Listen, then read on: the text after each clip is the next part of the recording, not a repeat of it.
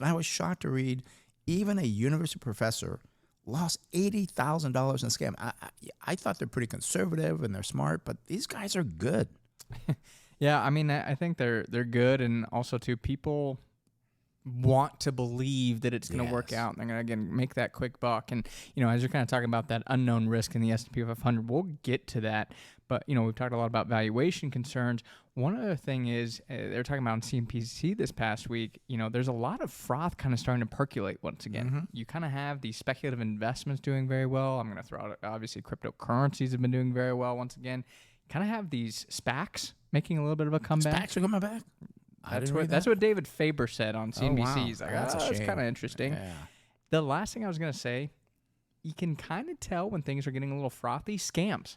When people feel good, they're starting to chase returns. I think scams are another key indicator that things are kind of getting out of control. And I thought I'd point that out because, again, we're seeing more and more scams coming out. And the reason I think that's so true is because when people have money, well, they feel like they can gamble a little bit more. Yeah, and they feel more confident. Oh, things are going pretty well, so I'm pretty smart. It's been a long time since I lost money, so I'll do this.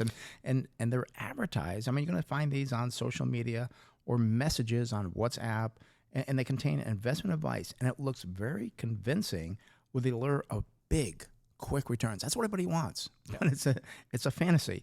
They trick investors into thinking that this company that they're talking about, that they're promoting, is on the verge of something very big, and they show that, hey, you can't miss out. They already got some short-term gains. If you miss this, you'll miss the bigger gains. We're already doing well.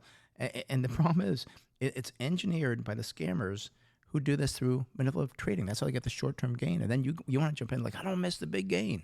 So yeah, and the big problem here is you look at the regulators. I mean, they try and do their best, but typically can't get access to information in China to go after these people. Yeah. And then also China, I mean, they're not as, I'm going to say, stringent, obviously, here as the U.S. regulators, where we're very keen on these, I'm going to call it pump and dump schemes. You can't just bid up these penny stocks and then, kind of tell people, hey, go buy this penny stock that's only like a $5 million market cap. You bid it up, you then sell it. That's illegal. You can't do that. I guarantee you China does not have those rules. So there's kind of this, I'm going to say, loophole for these scammers where it's hard to kind of catch them. Because, again, the limitations of U.S. regulators. And kind of talking to that point, I mean, these hucksters, these scammers, they're coming from Malaysia, Taiwan, and other places around the world. So very hard to track down. And then this blew me away.